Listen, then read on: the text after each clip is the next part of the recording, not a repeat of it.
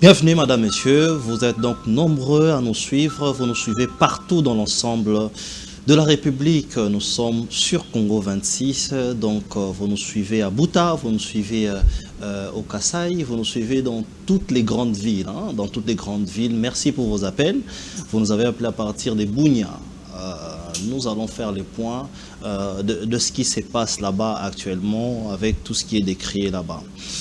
Nous recevons ce soir les docteurs professeurs Silas Makangu. Il est donc homme de Dieu, mais aussi analyste, spécialiste en questions électorales.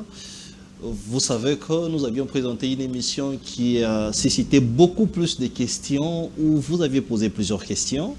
Il y a même d'autres qui ont demandé que sur des questions de l'art, que les docteurs interviennent de temps en temps. Alors nous allons faire un effort pour pouvoir l'avoir. Et aujourd'hui nous allons échanger sur toutes les questions d'actualité, mais beaucoup plus aussi sur les questions qui touchent à l'international avec lui. Mais j'aimerais ici vous dire que l'actualité dominante est les élections à la Cour constitutionnelle. Vous savez que la Cour a été dirigée par le président Dieudonné Kamoleta, qui laisse derrière lui un bilan élogé avec un bâtiment érigé à la Cour constitutionnelle.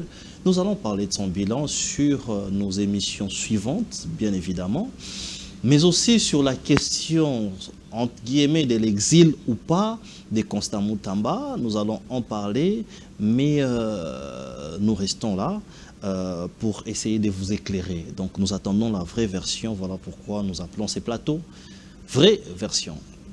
Docteur Silas, bienvenue. Bonjour. Nous sommes contents de vous recevoir, mais j'ai sélectionné quand même plusieurs messages à lire sur des questions posées à l'émission précédente. Plusieurs félicitations, mais des gens qui demandent que les docteurs soient présents toutes les semaines. C'est très gentil, nous sommes battus d'abord d'être sur ce plateau. Oui. Avec tout ce qu'on a à faire, on essaye dans la mesure du possible, lorsqu'il y a une brèche, lorsqu'il y a une sollicitation, et que nous pensons aussi avoir un minimum d'éléments quant à la question mise sur table.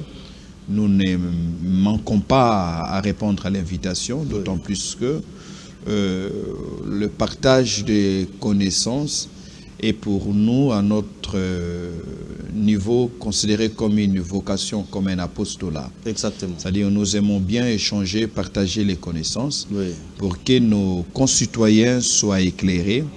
Et parce que nous croyons aussi que ce n'est qu'au travers de ces différents éclairages qu'ensemble nous pourrons ériger une république forte, au fonctionnement rationnel, pour pouvoir finalement résoudre cette éternelle question de l'existence ou de la non-existence d'un État en République démocratique. Très bien, je commencerai même par là. Je rappelle, pour ceux qui nous suivent, vous n'êtes pas seulement prédicateur de l'évangile, mais quand je vous appelle docteur, vous êtes aussi professeur d'université et puis promoteur d'une institution. Mais lorsque vous dites l'existence d'un État, nous sommes un État qui n'existe pas, parce que cette question a suscité beaucoup de choses sur notre précédente émission. Et succinctement, qu'est-ce qu'il faudrait faire pour que l'État existe? Est-ce qu'il faudrait rentrer dans ces débats de la Constitution, ou il s'agit de la conscience congolaise? La question n'est pas simplement juridique, elle n'est pas simplement constitutionnelle, mais c'est plutôt dans la pratique, dans la fonctionnalité. Et cela nécessite de la part des acteurs politiques un dépassement de soi. Un dépassement de soi pour pouvoir être eux aussi architectes dans ce grand chantier pour ériger une république au fonctionnement rationnel, c'est-à-dire au standard voulu en international pour que l'État existe. L'État existe pour que cet État soit détenteur de pouvoirs qui lui sont reconnus dans tous les États sérieux et normaux. Très bien. Alors c'est fort quand même quand vous dites que c'est un État bébé, c'est un État... C'est très fort. J'aimerais poser la question. qui sont responsables aujourd'hui de tout ça? Vous êtes très bien là pour répondre, dans la qualité de pasteur aussi. Est-ce que c'est l'Église qui a failli à sa mission aujourd'hui? C'est l'université qui a failli à sa mission? Est-ce que c'est les Congolais lui-même qui est inconscient? Qui est responsable qu'après plus de 60 ans d'indépendance, qu'on soit un État bébé? Ben écoutez, la formation d'un État n'est pas un effet spontané, ce n'est pas un événement, moins encore un miracle. Oui. C'est une pensée, c'est un processus, oui. C'est un chantier. Et ce chantier est, comme tout chantier en architecture, oui. Pensé d'abord par ceux-là qu'on appelle maîtres d'ouvrage. Très bien. Qui sont ici l'élite. Oui. Qui ici sont l'intelligentsia voilà. de la République. Oui. Donc l'élite a failli. L'élite a failli. D'abord, il faudrait se poser la question. Quel est l'état de cette élite? Parce que qui dit élite dit aussi lumière. Justement. Quelle est la quantité de lumière que porte cette élite? Malheureusement, la République démocratique du Congo a à sa tête une élite ténébreuse. Une élite, excusez-moi, inculte. Nous ne sommes pas aujourd'hui suffisamment armés oui. Sur le plan spirituel, sur le plan intellectuel, sur le plan émotionnel, sur oui. Le plan infrastructurel, sur le plan éducationnel à pouvoir prétendre que nous, élites aujourd'hui, oui. Sommes capables, de par ce que nous avons eu à démontrer dans le parcours, nous sommes capables de pouvoir amener ces pays au bon port. Oui. Ce qui signifie, dans la refondation de la République démocratique, cette République que nous voulons tous, vous et moi, oui. Mais aussi ces politiciens refonder, il faudrait placer le curseur sur l'élément que je considère comme étant central, okay. L'homme congolais. Oui. Donc, c'est quoi oui. Être un Congolais? Oui. Comment nous nous définissons nous-mêmes en tant que Congolais? Oui. Parce que les pièges aujourd'hui, c'est de vouloir faire le culte du patriotisme pour des gens qui n'ont pas assez de citoyenneté oui. Et qui ont même du mal à avoir de l'humanité. Vous pensez que les Congolais n'ont pas assez de citoyenneté ou n'ont pas appris? À qui la faute au fait? La faute incombe oui. Justement, mon cher ami, à ces groupes, cette minorité d'individus oui. Qui constituent la plus grosse bénédiction qu'un pays puisse avoir. Oui. Parce qu'un pays n'est pas béni par tant de minéraux, des ressources oui. Qu'il peut disposer. La plus belle bénédiction, la plus grosse et même excellente bénédiction que dispose un pays, oui. C'est son intelligentsia, okay. Son sens et son degré d'engagement, oui. Sa lumière qui le guide, sa capacité à penser le futur, mais aussi sa bonne volonté à construire ce futur, oui. À le matérialiser. C'est justement ça notre péché, parce que depuis notre accession à l'indépendance, oui. Même avant notre accession à l'indépendance, oui. Nos pères de l'indépendance, ceux qui se sont battus, corps, bec et ongles, pour que nous devenions, comme beaucoup d'autres pays africains, nous aussi, un État indépendant, un État souverain, n'ont pas poussé leur imagination trop loin. Ok. Je ne voudrais pas Donc ici... les pères de l'indépendance, notamment, n'ont pas poussé leur réflexion très loin. C'est avec beaucoup de modestie et beaucoup d'humilité, oui. Pour ne pas mettre sous le banc des accusés, pour ne pas faire un procès à ces illustres personnages. Là, vous touchez vraiment les bases, hein, docteur. Et moi, je me pose des questions parce que j'ai suivi une intervention de Némoananté, mais qui n'est plus. Alors, il disait des choses qui s'avèrent être importantes. Il a dit... nous avons une crise des personnalités parce que les problèmes, c'est la délimitation de notre pays. Vous allez trouver ces Congolais là où la langue congolaise est parlée, partout. Il a parlé des Brazzaville, il a parlé du Gabon, et ça fait de nous une crise identitaire. Est-ce que vous partagez aussi cette idée-là? Ben écoutez, paix à son âme, si je peux le dire ainsi, à oui. Cet illustre personnage, Nelondi. Oui, Nelondi. Voilà. C'était un éclairé aussi. Hein? Évidemment, c'était un éclairé qui a trouvé sa lutte et qui toute sa vie s'est voué à ces combats. Je ne voudrais pas ici lui faire des reproches, oui. Puisqu'il a fini sa course. Exactement. Ben écoutez, c'est le fait que nous soyons un État ayant autour de lui 9 voisins, oui, ne devrait en aucun cas être considéré comme une faiblesse en soi. Ok. C'est une force. C'est pas une force, c'est une menace. Je dirais, ce n'est ni une force, Oui. ni une faiblesse. Le tout dépend de ce que nous sommes en interne. Ok. Parce que ceci peut représenter à la fois une opportunité, Oui. mais aussi une menace. Ok. Mais il faut aussi relever ici, M. Dudier, que nous ne sommes pas les seuls pays au monde. La Russie a autant de voisins. La Chine a autant de voisins. La France est aussi entourée de voisins. Oui. Le problème n'est pas le voisin. Le président Sarkozy, lorsqu'il est venu ici en 2009, a dit des propos qui nous ont certainement fâchés, Oui. mais qui contenaient quand même un peu de vérité. Ok. Que les États ne déménagent pas. Les États sont tels qu'ils sont. Nous n'allons pas demander à l'Angola, au Rwanda, à la Tanzanie de pouvoir déménager parce que nous ne voulons plus les avoir comme voisins. Justement. Ils seront là.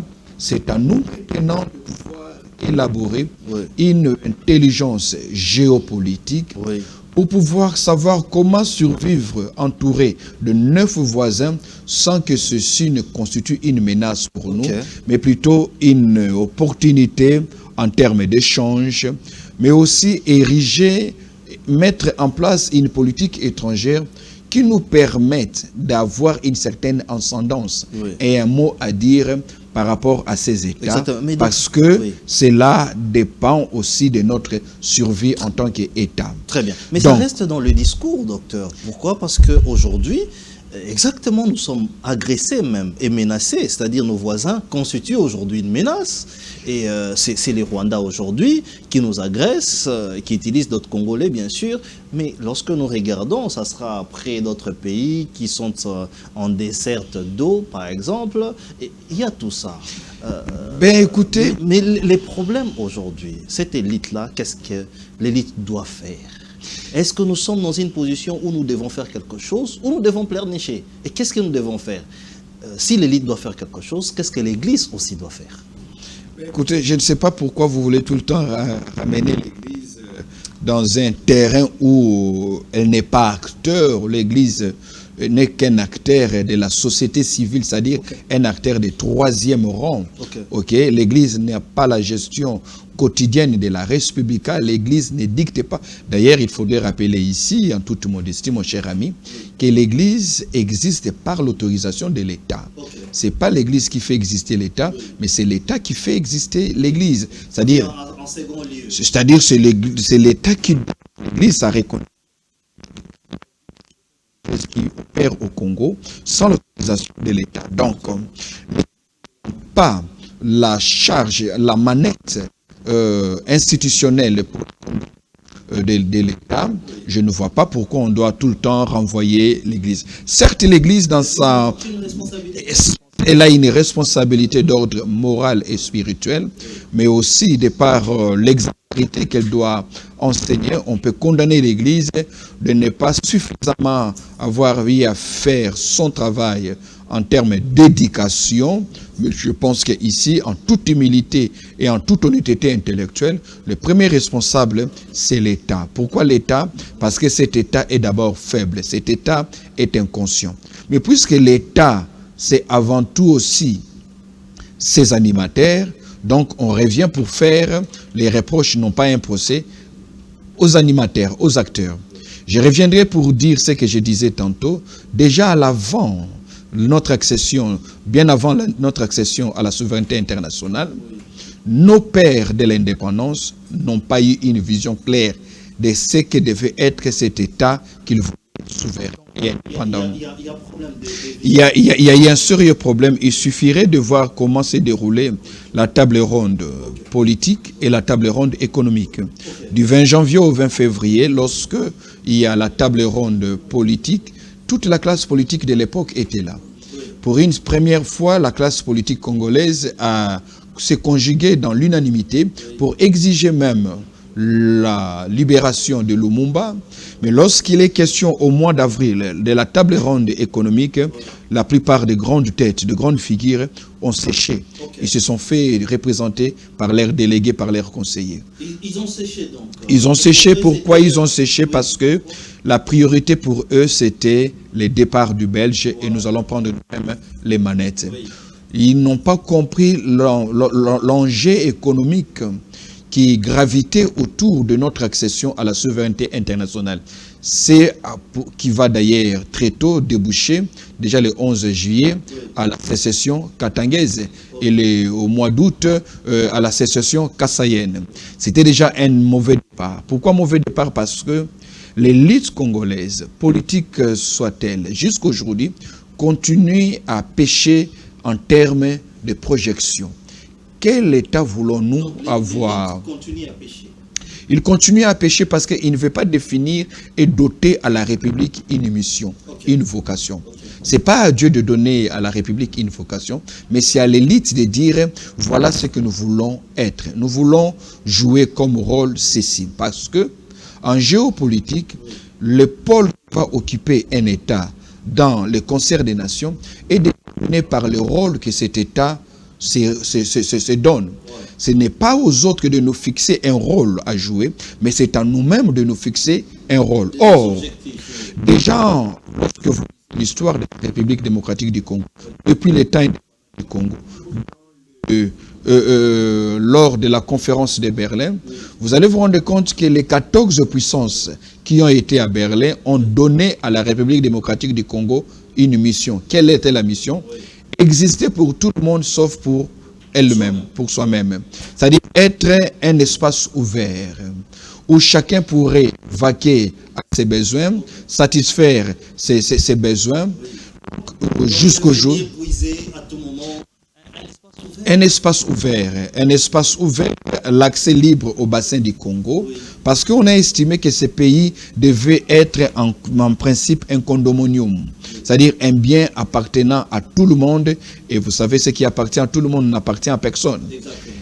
Malheureusement, jusqu'aujourd'hui, même dans notre tentative de résoudre cette fameuse crise avec le Rwanda, vous allez vous rendre compte de la promptitude ou encore de la légèreté avec laquelle l'élite congolaise, surtout politicienne, cherche à internationaliser un conflit qui pourrait au départ être résolu d'abord en interne.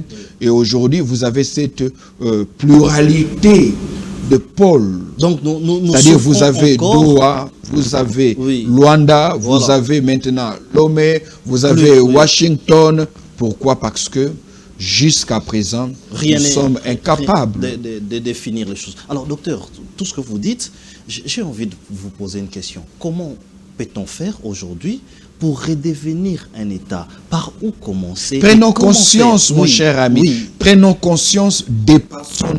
Mais ça, c'est plus facile, docteur. Non, ce n'est pas facile. Parce qu'ils vont vous dire si qu'ils ont la conscience, facile, mais ça n'a... Non. Si c'était facile, on l'aurait déjà fait. Ok.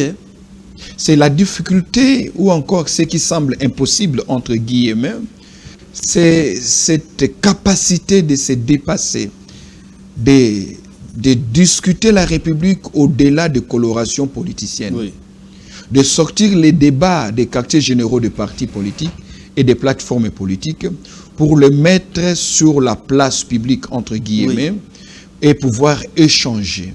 Échanger au-delà des titres, au-delà de la tribu, au-delà du clan, au-delà de l'ethnie, sortir chacun des politismes et venir se rencontrer dans ce carrefour qu'on appelle une table ronde, la République. Un dialogue, un très bon dialogue. Le problème n'est pas comment vous allez, peu importe comment vous allez l'appeler, format, peu importe le format.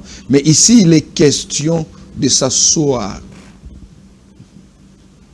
et de discuter. Il n'est pas normal pour un État qui a autant d'hommes comme vous et moi, vivant sur une terre exagérément bénie, dotée de toutes les ressources dont le monde a besoin.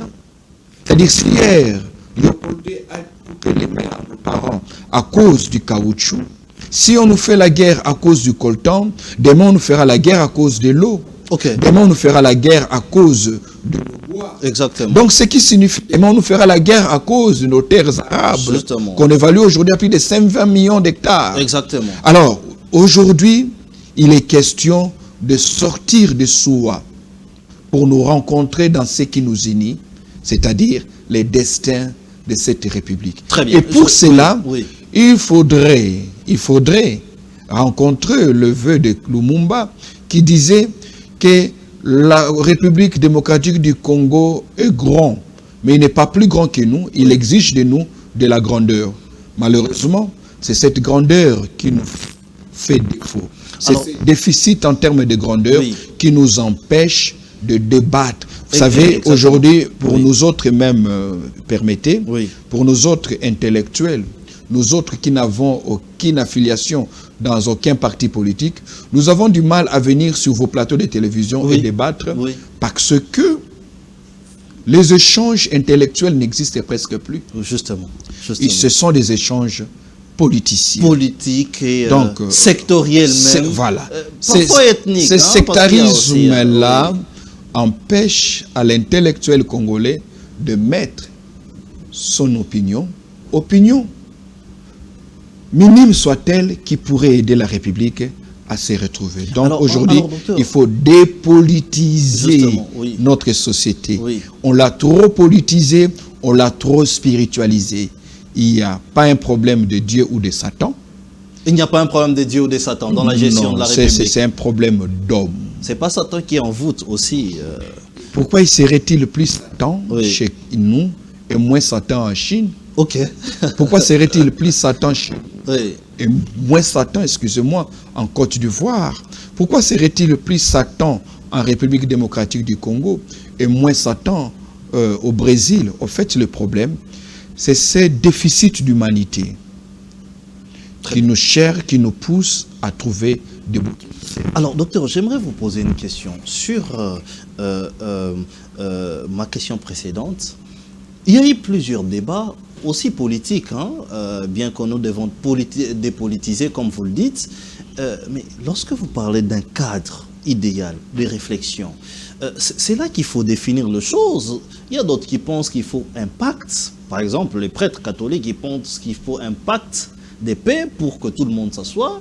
Il y a d'autres qui pensent qu'il faut la refonte de l'État. Il y a des gens qui ont même dit qu'il faut toucher à la Constitution parce que nous avions copié ailleurs et ça ne marche pas. Quel cadre aujourd'hui, l'intellectuel que vous êtes,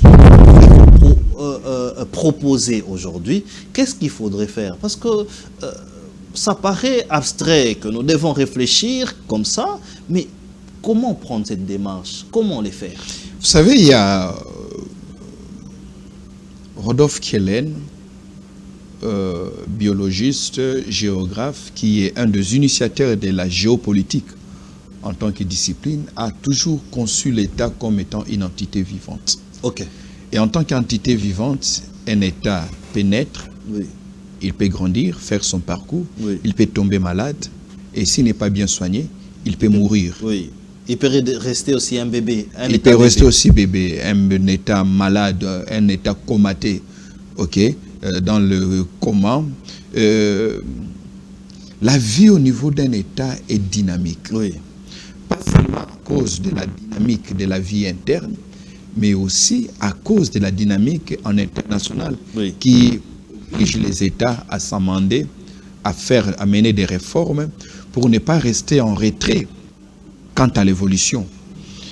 Il est tout à fait normal que de temps en temps nous puissions nous arrêter et nous poser la question: où est-ce que nous sommes avec notre projet républicain? Mais le comble, c'est que jusqu'à présent, mon cher ami, 65 ans, quelques jours de notre accession à la souveraineté internationale, nous n'avons pas encore la connaissance de ces projets républicains. Personne n'a cette connaissance. Parce que nous ne sommes pas assis pour dire quel type de république nous voulons être. Je ne parle pas de la forme républicaine. Je parle de ce projet qui assigne à la République démocratique du Congo une fonction, une mission. Parce que c'est partant de cette définition de la fonction, de la mission que nous allons assigner à la République, que nous aurons finalement à définir quel type de diplomatie voulons-nous avoir, quel type d'armée nous voulons-nous avoir, et quel type d'acteurs voudrions-nous avoir. Ce qui donnera ainsi à nos universités le profil d'un universitaire congolais qu'il faudrait désormais former. Donc, dans cette dynamique-là, il est tout à fait normal que nous puissions nous asseoir et nous poser la question, est-ce que nous pourrons échanger? Est-ce que nous sommes fiers de la manière dont les choses se font aujourd'hui? Est-ce que nous pensons que, avec à l'allure où vont les choses, nous pourrons, dans les 50 années à venir, continuer à exister?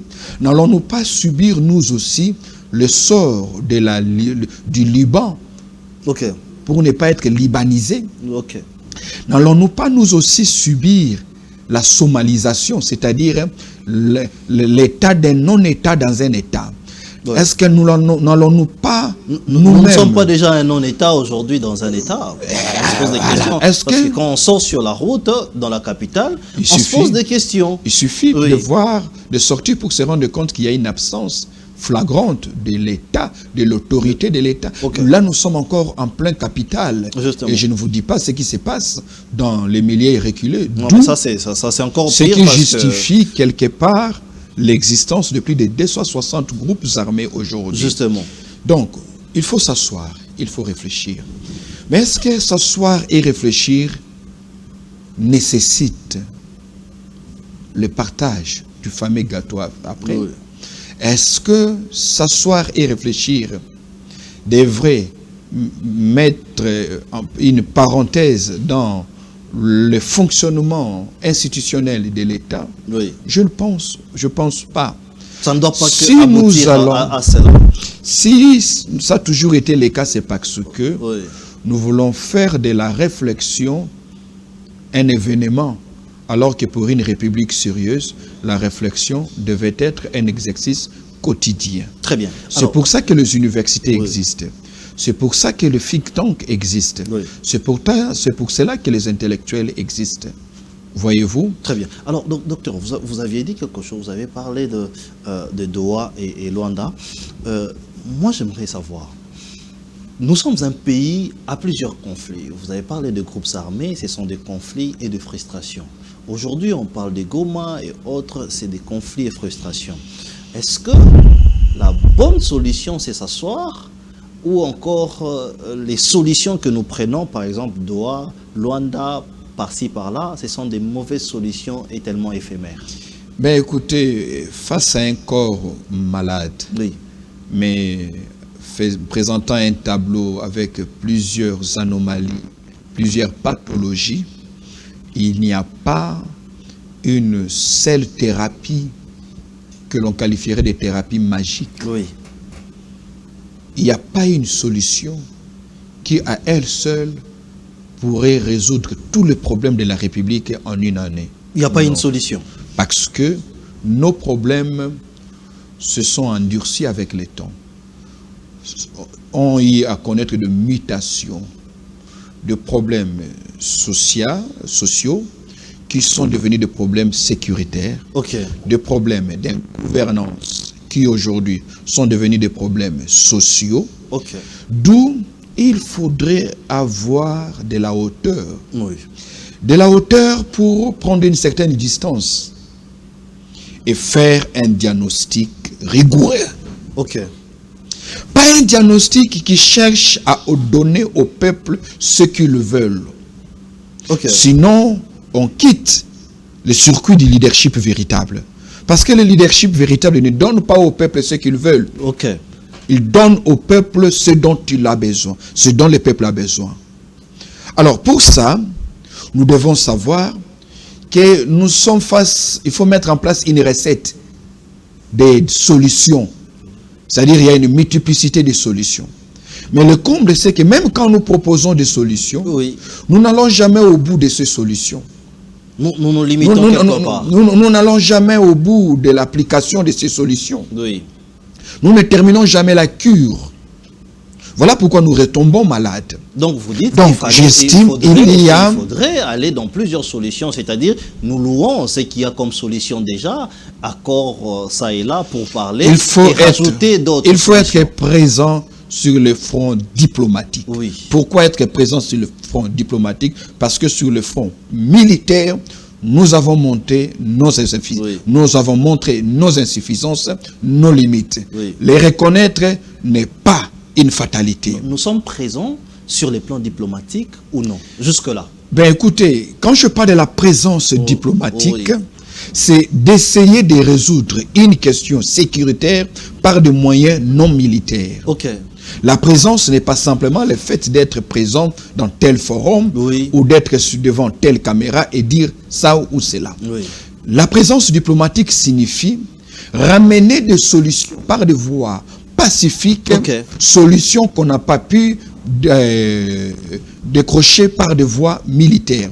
Mais cela doit aussi nous amener à comprendre quelque chose. Oui. Que la diplomatie n'est forte que lorsque, dans son background, il y a une présence militaire dissuasive. Ah bon? Ce qui signifie qu'il faut faire d'une pierre deux coups.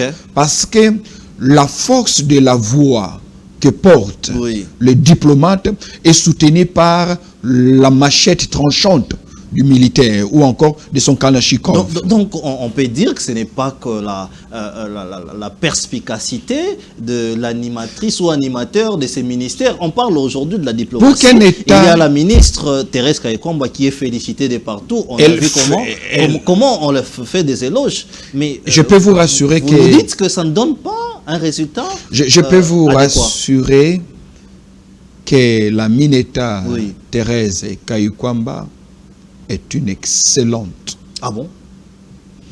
ministre. Elle a fait preuve. Mais il n'y a pas de résultats. Ben écoutez, parce que il faut les résultats sur terrain. Je vous ai parlé non pas d'une solution, mais d'une recette de solution. Exactement. C'est-à-dire, pendant qu'elle se bat sur le plan diplomatique, il faudrait que les partis dans le conflit voient que nous sommes en train de prendre ce conflit au sérieux du point de vue militaire, au niveau des réformes, au niveau des mises en place, ce qui malheureusement ne vient pas. Voilà. Pourquoi est-ce qu'un État en conflit va accepter de négocier? On ne négocie pas pour vous faire plaisir, on négocie parce que l'on estime que c'est la seule voie d'issue.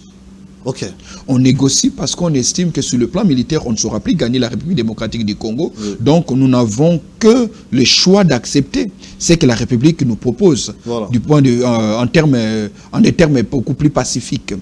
Or, si l'ennemi estime qu'il peut traîner les pieds, il peut continuer à faire avancer ses pions, ses marionnettes, eh bien, normalement, il ne verra pas la nécessité pour lui de négocier. Exactement. La négociation n'est pas un cadeau. C'est une nécessité. C'est comme une contrainte. Une contrainte. Donc nous sommes contraints. Nous sommes contraints, mais nous devons aussi contraindre les autres à négocier. Et pour cela, il faudrait que les prouesses que nous accomplissons sur le plan diplomatique aient aussi un accompagnement à la fois militaire et politique. Très bien. Alors, j'aimerais vous poser une question, docteur, sur l'éclairage à la fois militaire et politique. Nous avions vu quelque chose d'extraordinaire où des leaders politiques se sont rencontrés. Je parle de Martin Fayulu qui a plusieurs fois refusé de rencontrer le chef de l'État, Félix-Antoine Tshisekedi. Mais à cause de ce qui se passe, de ces conflits, il a rencontré le président de la République. Est-ce que nous pouvons dire que c'est un pas vers la solution?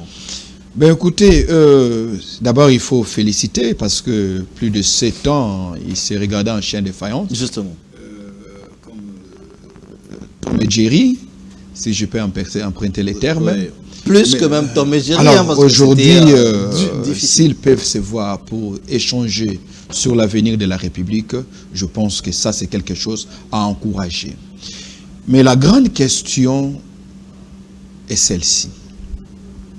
Est-ce que cette entrevue, cette rencontre entre des dignes fils du pays, pas le moindre, qui chacun a une représentativité sociale et sociologique, est-ce que cette rencontre peut à elle seule nous sortir du bourbier dans lequel nous sommes aujourd'hui?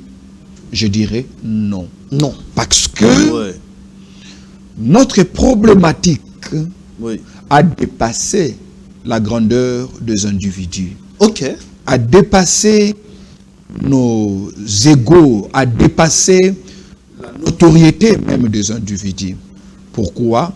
Ce n'est pas le régime qui est menacé, ce n'est pas la classe politique qui est menacée, c'est la République tout entière qui est menacée. Et pour cela, il faudrait s'asseoir pour échanger.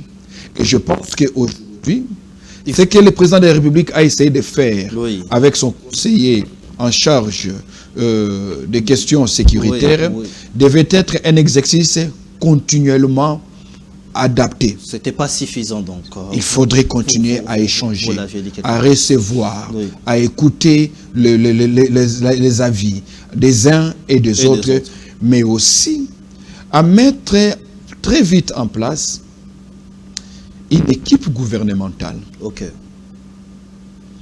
qui soit à même de gérer cette crise.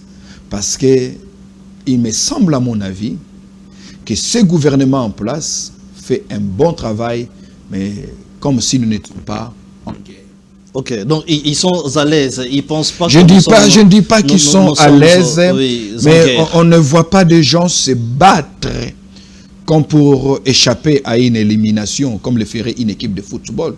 C'est-à-dire, c'est les derniers matchs, c'est la dernière chance, on ne le sent pas. Le débat que l'on a dans le milieu politique, dans les plateaux de télévision, ne prouve pas que nous sommes un pays en guerre. Ne prouve pas, des fois, quand on regarde comment on se comporte, quand on écoute les comptes rendus, et quand on écoute nos politiciens, quand on écoute les questions des journalistes, on se pose la question si Goma, Bukavu, Bunagana et autres font encore partie de la République démocratique du Congo. Très bien. Alors, nous allons en parler, docteur. Puisque vous avez dit qu'il faut élargir cette rencontre Fayulu-Tshisekedi, est-ce que nous ne rentrons pas dans la case où il faudrait donner toute la recette aux prêtres catholiques? Et ils ont parlé d'un pacte pour la paix.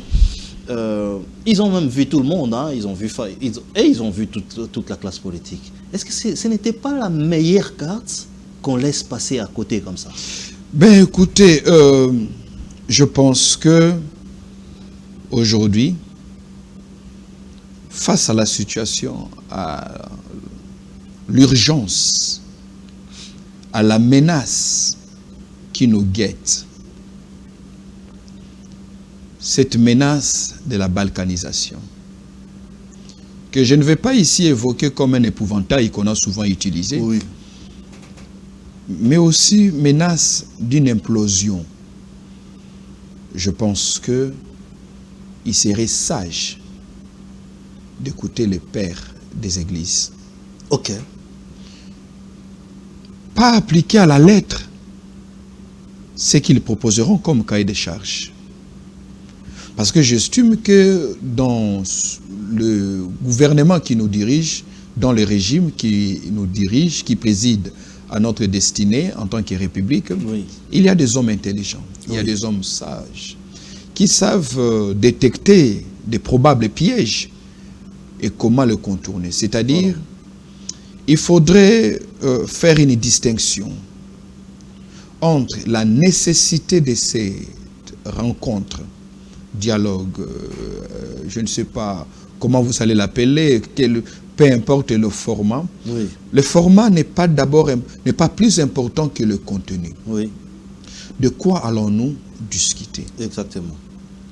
Ça va faire plusieurs mois, plusieurs années que certaines parties de la République sont entre les mains de nos agresseurs. Aujourd'hui, les fissures sociales et même sociologiques sont béantes, sont évidentes.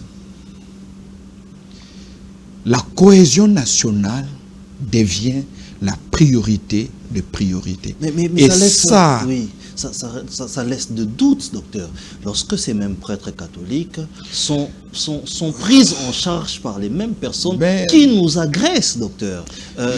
Nous savons que la congrégation catholique, ils ont des couvents partout, ils pouvaient même être logés là-bas. Mais quand ils disent que nous avions été logés par les Rwandais, nous avions été pris en charge par les Rwandais, et ces pays-là qui nous agressent, c'est là que ça donne des doutes. Et ça rajoute encore quand les acteurs majeurs politiques congolais, comme Jean-Pierre Bemba, qui dit que les prêtres catholiques faisaient un effort pour faire un coup d'État au chef de l'État. Vous savez, je vais vous décevoir. Allez-y. Je ne suis pas victime de la rwandophobie. Ok, c'est quoi la rwandophobie? La rwandophobie, c'est-à-dire, il est tout à fait normal que je sois contre le Rwanda, oui, mais je ne veux pas que la méchanceté du Rwanda m'empêche de réfléchir. Ok. Parce que c'est ce qui arrive malheureusement à plusieurs de nos compatriotes. Il suffit juste d'énoncer le mot Rwanda ou Kigali pour que nous devenions émotionnels et moins rationnels. Je ne voudrais pas que cette rwandophobie continue à nous mener comme c'est le cas aujourd'hui. Le Rwanda est un agresseur, le Rwanda nous fait du mal, le Rwanda nous malmène depuis plus de 30 ans, mais c'est aussi parce que pendant 30 ans, nous avons été dans la légèreté en termes de gouvernance et de l'ingouvernance même. C'est parce que pendant 30 ans, nous n'avons pas voulu nous remettre même en cause. Nous avions été dans la légèreté ou encore c'est les Rwandais qui dirigeaient. Mais justement, c'est disent que un ancien président qui nous a dirigé était un Rwandais. Mais écoutez, c'est des questions qui laissent perplexes. Écoutez, c'est justement ça. Oui. Que la rwandophobie ne nous empêche pas d'utiliser nos têtes et nos cerveaux. C'est bien beau pour le petit peuple et ça risque même de devenir une véritable propagande. Ok. Une véritable manipulation. Le Rwanda sera ce qu'il est et la République démocratique du Congo peut devenir, si nous sommes sérieux, une des puissances africaines. Dépassant de loin tous ces pays qui nous entourent au niveau de la région et porter en international la voix du continent africain. Parce que nous avons les potentiels, nous avons les possibilités. Mais le problème, c'est que nous devenons de plus en plus émotifs. La nationalité de l'ancien président, je dirais, il a été 18 ans à la tête du pays. J'aurais honte aujourd'hui de dire que pendant 18 ans, nous avons été dirigés par un étranger. Ça serait une honte. Ok? C'est un débat dans lequel je ne vais pas... Sans les démanteler... je ne vais pas tomber... Un débat politicien, si bas. En fait, c'est parce qu'il y a une bonne frange de la population qui consomme ces discours. Malheureusement, cette frange de la population qui consomme ces discours se voit envahie, même par l'élite. Oui. Mais quand l'élite voit des faits qui sont réels aujourd'hui, Kabila est passé par les Rwandais pour entrer à Goma, ces pays qui nous agressent, sur la frontière, il y a les militaires rwandais. Est-ce que mon cher ami, je ne suis pas kabiliste, je suis ni tshisekidiste, ni kabiliste, moi encore mon boutiste. Rien de tout ça, intellectuel, homme de Dieu et plusieurs autres casquettes. Surtout quelqu'un qui veut utiliser son cerveau. Oui.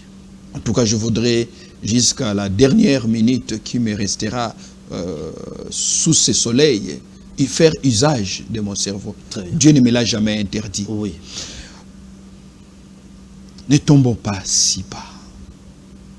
Ce sont des raccourcis. Le danger va au-delà de Kabila. Ah bon? Oui. C'est la République qui paie. On a existé pendant 6 ans sans Kabila. Pendant 5 ans. Sans FCC, sans PPRD. Exactement. Il y avait moins de problèmes. Il ne faut pas utiliser Kabila comme un épouvantail. Le danger va au-delà du président Félix. C'est la République qui est menacée. Nous risquerons, si nous échappons à la balkanisation, on n'échappera peut-être pas à la somalisation ou à la libanisation. C'est-à-dire, on restera dans nos frontières, mais sans contenu institutionnel, sans État. On vivra comme ce que nous vivons dans les rues de Kinshasa. Donc on dit 2 345 430, voilà. 430. Alors, mais alors que nous ne pouvons pas... Donc la question doit être prise au sérieux. Oui. Ne tombons pas dans les pièges des politiciens. Donc, les politiciens qui survivent des polémiques stériles. Aujourd'hui, la question est celle-ci. Pouvons-nous nous mettre ensemble pour gérer nos problèmes? Aujourd'hui, le plus grand front, le plus grand combat qu'il faut relever très vite, c'est même le préalable. Oui. Ce n'est pas le front diplomatique, militaire ou politique. C'est résoudre la question de la cohésion nationale. Ok. Mettre fin à tout ce qui nous divise, qui donne l'impression que la République appartient aux uns et non pas aux autres, d'où il faut trahir pour faire mal aux autres. Oui. Non. Nous disons dans notre hymne national que ces pays que nous léguerons à notre chère postérité. Oui. Nous avons besoin de léguer cette République dans le format tel que nous l'avons hérité de nos pères. Exactement. Mais seulement en l'améliorant, en la rendant beaucoup plus viable et vivable, en faisant de cette République la puissance partant de sa vocation naturelle au regard de sa position géostratégique et des ressources dont nous sommes détenteurs, donc les ressources humaines. Les points de vue... D'abord la cohésion nationale. Justement. Et ces discours-là, voilà. Ces discours d'exclusion, c'est un discours qui ne nous avance pas. Il faut pas dire la vérité dans cette démarche de cohésion nationale. Écoutez, si cela c'est vrai. La vérité, il faut la dire. Parce qu'on ne peut rien bâtir de solide dans les mensonges. Très bien. Il faut la vérité. Oui. Mais il faut poser la question à ceux qui prétendent dire la vérité. Pour quelle intention? Quelles sont les motivations? Il ne faudrait pas utiliser la vérité pour ses propres intérêts. La vérité, c'est laquelle? La vérité, c'est que nous voulons récupérer notre humanité. Oui. Et nous assumer pour montrer au monde que nous ne sommes pas que des danseurs, nous ne sommes pas que des hommes de prière, nous ne sommes pas des pleurnicheurs, nous sommes ces hommes qui peuvent faire de cet espace qu'on appelle la RDC un bijou, un oasis. Alors, docteur, la vérité, c'est qu'on ne peut pas le faire avec des propos discriminatoires. Justement. La vérité, c'est que nous avons des limites qu'il faut très vite dépasser. Oui. La vérité, c'est qu'il faudrait enseigner aux Congolais à aimer son pays et il faudrait enseigner aux dirigeants congolais à séduire les peuples. Très bien. Pour que celui-ci aime le pays en lui donnant une gouvernance qui soit à la hauteur de ses attentes, mais aussi à la hauteur des ambitions que l'on veut pour la République. Très bien. Docteur, d'autres pensent aussi que c'est la vérité, c'est aussi un tête-à-tête entre Tshisekedi et Kabila. Ben écoutez, il ne faut pas réduire... Des questions de guerre, de crise, d'agression. C'est toujours ça les problèmes. Oui. C'est toujours ça les problèmes. Donnons au Congo la chance d'être plus grand que nos hommes. Ok. Et Kabila, plutôt Mobutu et Etienne Tshisekedi. Pendant presque 15 ans, cette dualité a coloré la vie, non pas seulement politique, même l'espérance de la population était divisée en deux. Exactement. Mais quand Mobutu est tombé, ce n'est pas Tshisekedi qui l'a fait tomber. C'est justement ça l'erreur. Pendant que nous étions distraits dans ces duels, Mobutu, Tshisekedi, Etienne, on n'a pas vu le Rwanda venir. On n'a pas vu l'Ouganda venir dans la valise de la Foudel. Et regardez là où nous sommes aujourd'hui, parce que nous aimons la polémique, nous aimons les débats des individus. Anne Roosevelt Eleanor Roosevelt disait qu'il y a 3 catégories d'hommes. La catégorie la plus médiocre et la plus basse passe son temps à débattre sur les individus. Qui est grand? Qu'est-ce qu'il faut rencontrer? Tshisekedi, Kabila, Matata, Sibahati, Kamer. Nous sommes dans les débats des individus. Qui ne sont que des acteurs passagers. Deuxième catégorie, selon Eleanor Roosevelt, elle dit, la deuxième catégorie, c'est la catégorie des hommes qui débattent sur l'actualité. Bon, aujourd'hui, on parle de quoi? De l'attaque d'Israël contre l'Iran. Et puis demain, ça va passer. On parlera de quoi? Bon, ok, c'est la Coupe du Monde. Mais la troisième catégorie à laquelle j'aimerais bien appartenir, catégorie à laquelle j'aimerais vous inviter, vous, mais aussi ces téléspectateurs qui nous suivent, c'est la catégorie d'hommes qui débattent sur le concept, sur les idées. Qu'est-ce que nous voulons être en tant que République? C'est quoi être un Congolais? RDC, c'est quoi? Ça signifie quoi? C'est quoi le contenu de la congolité? Donc, il faut débattre parce que aujourd'hui, c'est vrai, il est nécessaire que les présidents se rencontrent, pas seulement avec Kabila, avec tous les autres, même ceux qui sont ici. Mais pas seulement avec les politiques, qui se rencontrent aussi avec des scientifiques. Justement. Aussi avec les hommes de Dieu que vous êtes, ça aussi... je ne suis pas demandeur d'audience. Mais c'est important de sortir de ces débats. Ces débats nous a floués, nous a aveuglés. L'AFDEL est arrivé, on ne l'a pas vu. Le Rwanda est arrivé, on ne l'a pas vu parce qu'on était focalisé sur Kabila, c'est Mobutu, les individus. Très bien, on nous signale qu'il nous reste 5 minutes, on voudrait encore vous écouter. Il me reste 2 questions, je ne sais pas comment répartir. La première, 2 ou 3 questions, mais on va choisir. La première, deal RDC, États-Unis, on parle même d'un accompagnement armé et les gens disent que c'est bon, ça y est, quand les Américains vont venir, il n'y aura plus cette histoire d'agression. Qu'est-ce que vous y pensez? Je vous ai dit tantôt ici, nous sommes face à une panoplie de problèmes. Il faut une recette de solutions. Ça peut être une des solutions. Ça ne va pas déranger les deals RDC et Chine? Ben écoutez, nous avons la liberté de décider avec qui nous voulons dealer, tout en évitant aussi de fâcher de partenaires pour ne pas multiplier le nombre d'ennemis. Mais je pense que l'initiative qui a été prise, elle ne doit pas être critiquée d'emblée.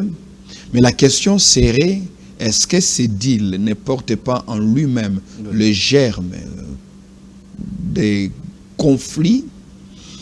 Est-ce que ce deal à lui seul mettrait fin au problème? C'est encore là le problème dont je parlais de la rwandophobie, de réduire tous nos problèmes au Rwanda. Nous devons éviter de tomber dans un piège. C'est celui de ne réfléchir qu'en fonction du Rwanda.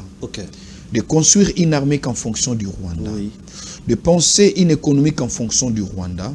Et même de confectionner un Congolais ou d'ériger un Congolais qu'en fonction du Rwanda. Les autres même pensent que dans ces deals-là, il y aurait les Rwandais à côté. Donc, c'est-à-dire que aujourd'hui, nous avons des problèmes avec le Rwanda, mais demain, nous pouvons être partenaires avec le Rwanda. Aujourd'hui, c'est possible. On vous parle du couple franco-allemand, qui hier pourtant étaient de grands ennemis. Donc, c'est très imprudent de tout faire en fonction du Rwanda, parce que demain, l'Ouganda peut sortir de sa cachette et se prononcer comme adversaire. Demain, l'Angola pourrait aussi, pour une raison ou pour une autre, entrer dans la danse et chercher à nous malmener. Donc, je pense que la nécessité, comme je l'ai toujours dit, c'est de nous décider sur le rôle que nous voulons jouer en international, au niveau de la région, au niveau du continent africain, et quelle fonction voulons-nous assumer? Quel est le rôle que nous voulons assumer en tant qu'État dans ce monde globalisant, mondialisé? Qu'est-ce que nous voulons donner comme prérogative à notre armée et quelle direction donner à notre politique étrangère. Très bien. Ne tombons pas dans le piège de tout faire en fonction du Rwanda. Le Rwanda n'est pas le voisin le plus dangereux. Très bien. Nous sommes arrivés à la fin de l'émission, mais j'aimerais que vous puissiez en parler. On dit même que la justice élève une nation. Nous avions vu l'accusation, la mise en accusation d'un ministre de la Justice, Constant Mutamba, qui lui parle d'une machination, mais pour la justice, il s'avère des fautes graves. Votre commentaire par rapport à cela, on peut dire que c'est maintenant un état de droit. Pour être un état de droit, il faut d'abord être un état. Voilà. Donc on n'est pas d'abord... Il faut d'abord être un état avant d'être un état de droit. Mais pour le cas de l'ex-ministre, parce que j'ai appris qu'il a... Il a démissionné, voilà, il est donc l'ex-ministre Constant Mutamba. Je pense qu'il y a beaucoup de choses à dire. Il y a beaucoup de choses à dire. La question va au-delà de la justice. La question, elle est politicienne, elle est politique, elle est sociale, elle en un mot, comment éthique. Vous pouvez dire des erreurs d'orgueil? Parce qu'il a touché même l'église parfois. Hein. Il est allé un peu plus loin. En si peu de temps, moi, je le trouve génial. Il était génial, constamment. Je le trouve génial. Je n'ai pas dit qu'il était génial. Je le trouve génial. Comment, en si peu de temps, il a réussi à se fabriquer autant d'ennemis. Ça, c'est génial. Ok. C'est pas de l'orgueil, c'est fabriquer des ennemis. Comment il a réussi à se fabriquer autant d'ennemis en si peu de temps, c'est extraordinaire. Et c'est décevant. C'est décevant pour ceux qui croient que la jeunesse est un atout. Ok. Ok. Ok. C'est décevant parce que je savais que ça finirait mal. Oh, vous saviez que pour Constant Mutamba, ça finirait mal pour lui? Ça finirait très mal. Oui. Parce que... Je savais que ça finirait très mal. Pourquoi? Il avait trop des ailes? Je ne dirais pas. Je crois que comme beaucoup d'autres de nos dirigeants, très mal entourés. Je crois qu'il était plus entouré d'amis. Ok. Ou bien de gens qui n'écouteraient pas. Il y a eu trop de... Il en a donc fait trop, selon votre analyse. Oui, mais on aurait aidé la République si on l'avait arrêté beaucoup plus tôt. Ok. Oui, c'est-à-dire aujourd'hui, il sort par la petite porte, malheureusement, pour un jeune aussi brillant. Oui. Mais c'est aussi la République qui reste avec des tâches. Okay. Comment sommes-nous arrivés là? Très bien. Ce qui prouve que dans la fonctionnalité de la République, il y a un sérieux problème. C'est-à-dire déjà en amont, dès le départ, on l'aurait pu appeler, on l'aurait parlé. Recadré. On l'aurait recadré. Ça ne se passe pas comme ça. Très bien. On ne cherche pas à démanteler un système lorsque on n'est pas mieux que ce système-là. Très bien. On aurait pu mieux faire beaucoup plus tôt quand nous parlions et quand nous faisons des analyses, parce que nous pensons que notre travail de journaliste aussi, c'est de donner l'éclairage lorsqu'il y a des zones d'ombre. C'est pourquoi nous avons choisi Vraie Version. Restez branchés donc. Bonsoir chez vous.